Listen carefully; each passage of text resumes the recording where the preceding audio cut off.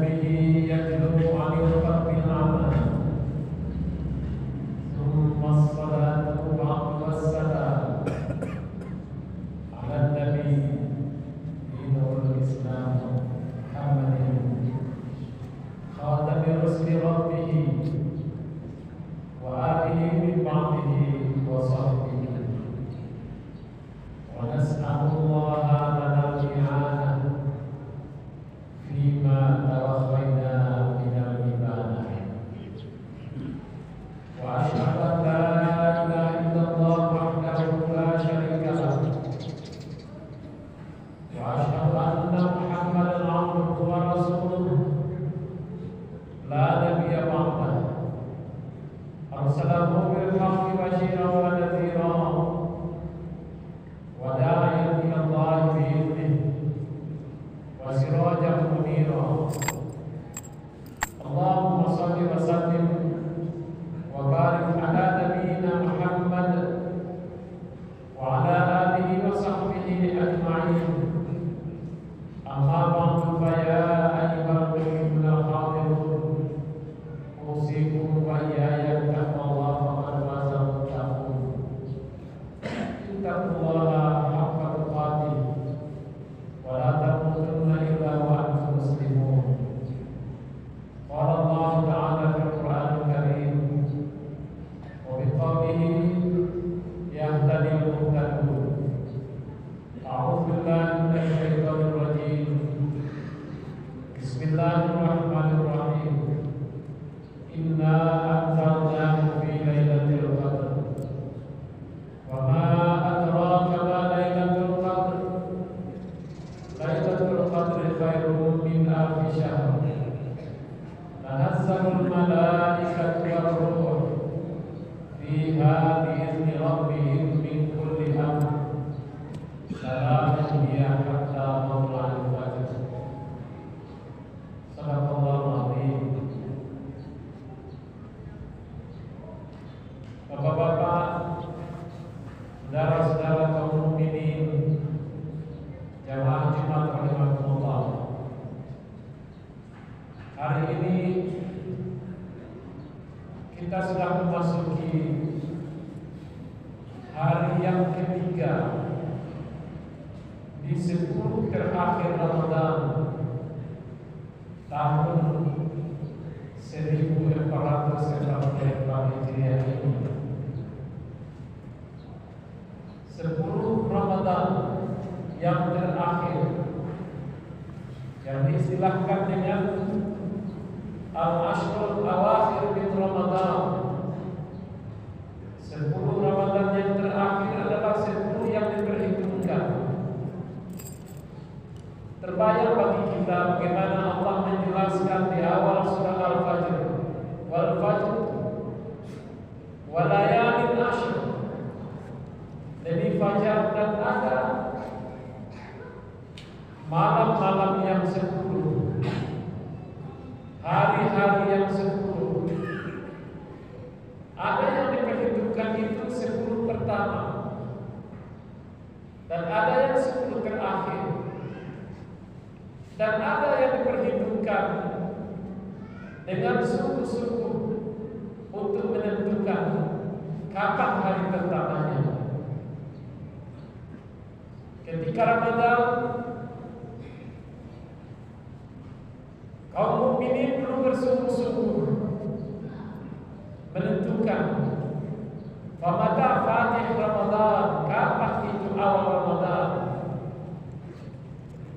Setelah ditentukan, maka berjalanlah hari-hari Ramadan, hari pertama, hari kedua, hari ketiga, sampai hari ke-20 Ramadan. Seolah-olah tidak ada lagi perhitungan yang sungguh-sungguh terhadap 10 Ramadan pertama dan 10 Ramadan kedua. Tapi 10 Ramadan terakhir jadi perhitungan, karena Nabi SAW ketika sudah sampai ke 10 terakhir Ramadan, maka beliau menambah kualitas ibadah beliau. Beliau betul-betul melaksanakan taqarrub ila Allah, mendekati Allah Subhanahu wa taala dengan berbagai ibadah. Istri beliau termasuk Aisyah bertanya kepada Nabi, "Ya Rasulullah, doa apa yang lebih layak saya baca di akhir Ramadan ini?" Maka Nabi pun mengajarkan doa kepada Aisyah. Doa yang sangat populer, singkat tapi padat. Allahumma innaka afuwwun tuhibbul afwa fa'fu anni. Ini yang diajarkan Nabi ke Aisyah. Diduga kuat kita hampir semua kita sudah menghafal doa itu dan itu terus menerus membacanya.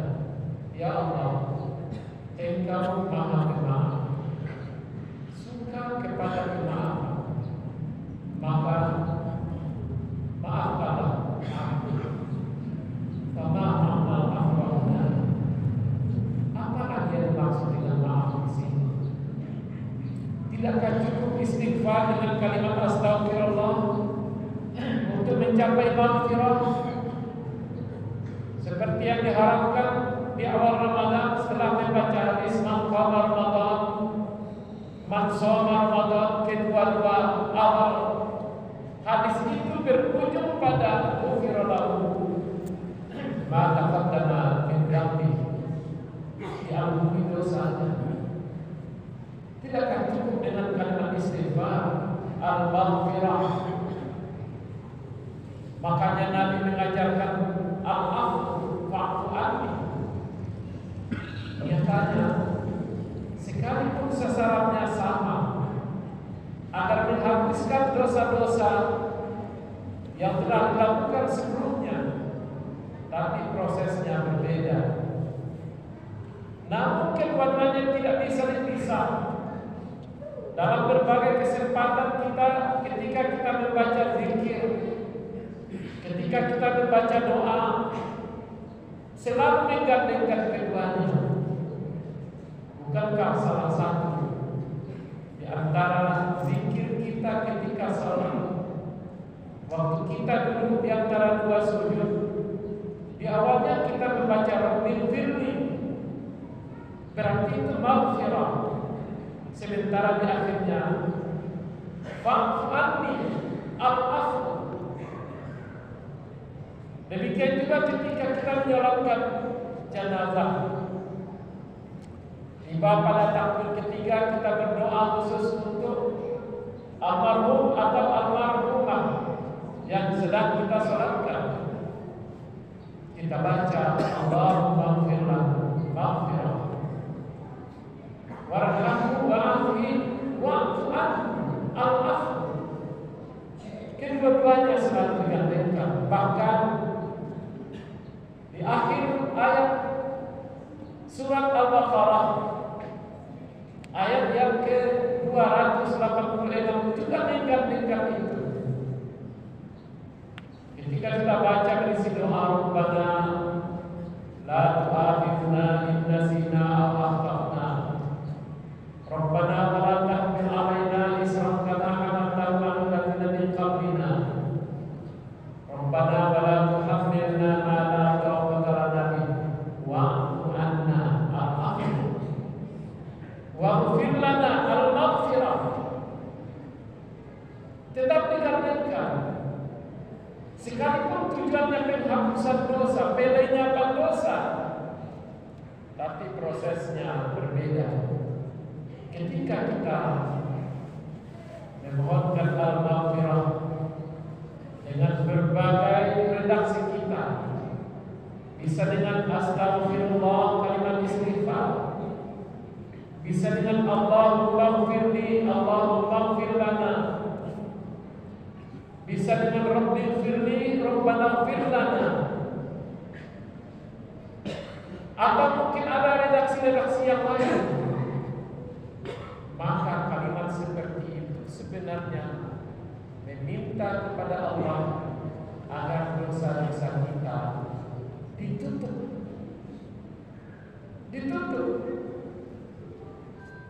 Allah pun akan menutupnya. Ketika ditutup sebenarnya dosa itu masih ada, tapi karena sudah ditutup hilang. Ada yang dibongkar masih ada. Tapi ketika Allah sudah menutupnya tidak akan terbuka lagi. Itu tertutup. Sementara fa'fu anni, maafkan aku, itu adalah al-wahyu, menghapus. Ketika sudah dihapus, habis. Bahasa anak-anak kita sekarang di dalam tidak ada bekasnya lagi. Ketika dahulu kita atau sekarang anak kita, cucu kita belajar menulis dengan pensil, dibekali dengan karet penghapus. Ketika salah dihapus, hilang. Inilah Allah. Kalau istighfar, kalau al-maghfirah bisa dengan bekal astagfirullah, atau apa yang disebutkan dengan taubatan nasuha, menyesali perbuatan yang telanjur dilakukan sebelumnya, perbuatan buruk yang dilakukan sebelumnya, lalu disusul dengan kalimat istighfar, dijauhi perbuatan yang serupa dan bertekad untuk tidak mengulangi lagi. Itu sebenarnya menutup dosa-dosa kita yang telah berlalu.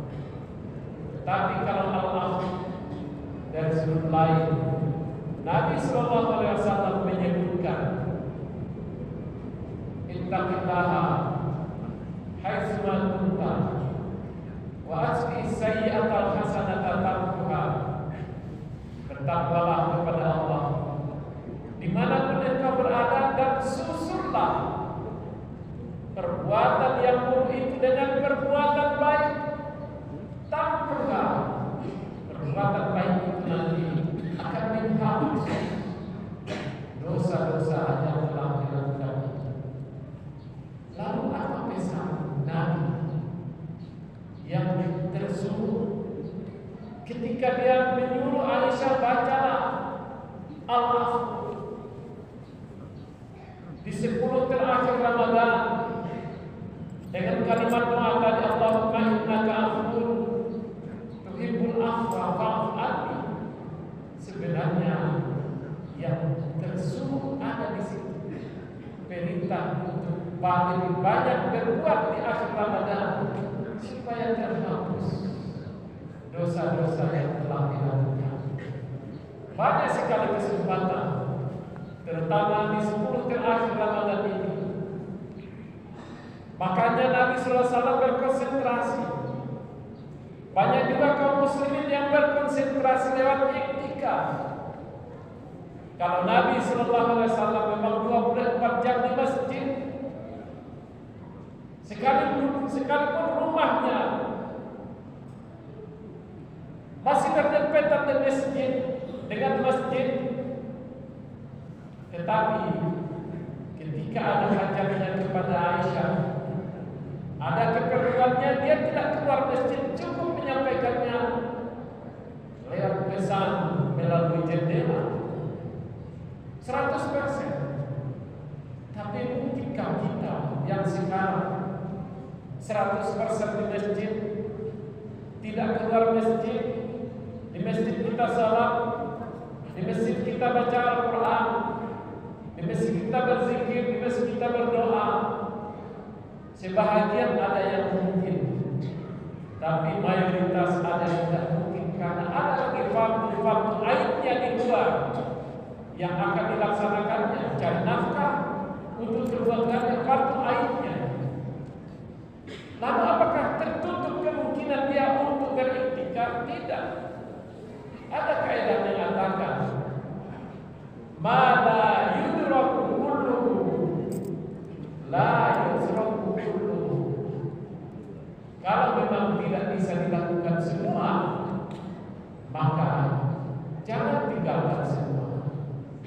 Ada yang bertetangga dengan masjid ini, tentu memanfaatkan masjid ini sebagai lokasi iktikaf, atau tidak dekat dengan sini, di dekat kita, di mana kita yang mungkin beriktikaf, lakukanlah iktikaf qadarul mustata' sesuai dengan kemampuan kita. Mungkin 2 jam, 3 jam, 4 jam, dan sesuai dengan kemampuan kita. Yang jelas ada konsentrasi dalam rangka memusatkan perhatian, dalam rangka menambah amal ibadah, dalam rangka menghapuskan dosa-dosa yang telah kita lakukan.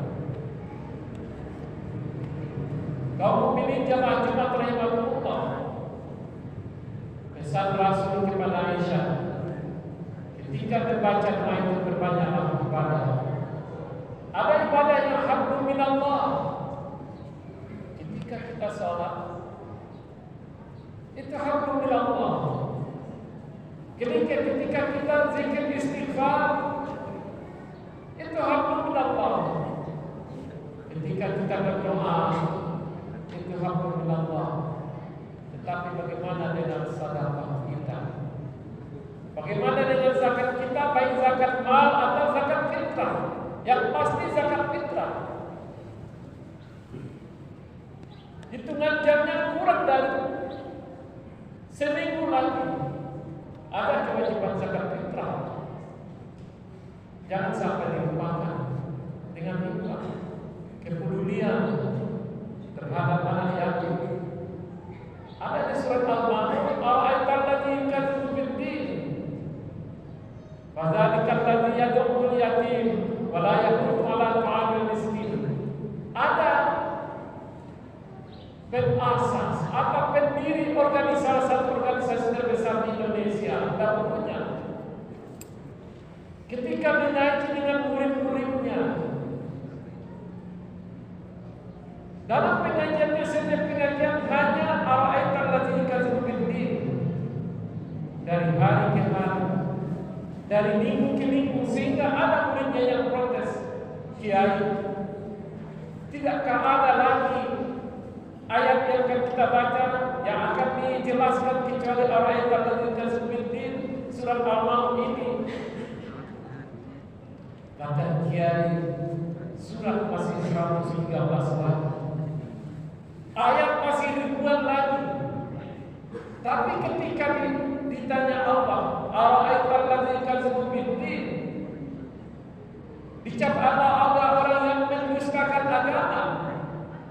Fadzalikal ladzi yad'ul yatim, itulah orang-orang yang tidak memperdulikan anak yatim. Apakah kita sudah memperdulikan anak yatim? Kala itu belum, baru sebatas mengusap kepala anak yatim. Kala itu belum.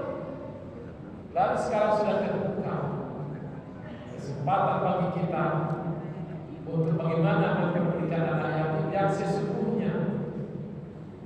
Perhatian terhadap anak yatim tidak hanya di Ramadan sesungguhnya, tidak saja tahunan, tidak saja bulanan, tidak saja mingguan, tapi hendaknya ada saatnya nanti ada pengelolaan anak yatim sehingga mereka 100% jadi perhatian dari dalam berbagai segi.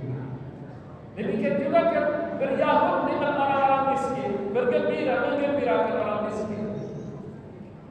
Banyaklah ibadah-ibadah sesungguhnya yang harus kita kejar di akhir Ramadan ini dalam rangka meraih takut yang bersih dari noda dan dosa lewat al-maghfirah, penutupan semua dosa yang dilakukan Allah, dan lewat al-afw, penghapusan dosa-dosa yang dilakukan oleh Allah Subhanahu wa taala karena ibadah-ibadah yang kita lakukan.